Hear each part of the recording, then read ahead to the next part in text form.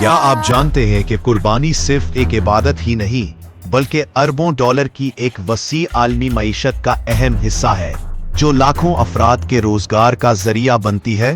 पाकिस्तान में 2023 में तकरीबन 400 अरब रुपए की कुर्बानियों से वाबस्ता माशी सरगर्मियां हुई, जिसमें जानवरों की खरीदो फरोख्त, नक्लो हमल, चारा, कसाईयों की उजरत और चमड़े की सनत शामिल। भारत में 2022 में तकरीबन 1200 करोड़ भारतीय रुपए, तकरीबन 14 बिलियन पाकिस्तानी रुपए की मार्केट सिर्फ ईद के मौके पर जानवरों की खरीदो फरोख्त से वाबस्ता रही।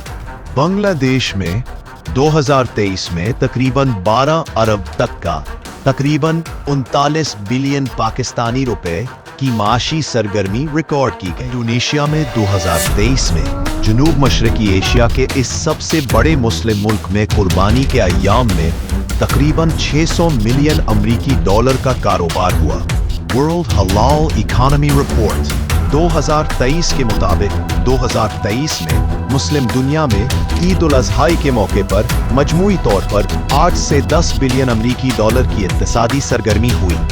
इन सरगर्मियों में शामिल हैं मवेशी परवरी, नकलो हमल, होलसेल और रिटेल मार्केट, चमड़े की सनत और लॉजिस्टिक्स से वाबस्ता कारोबार।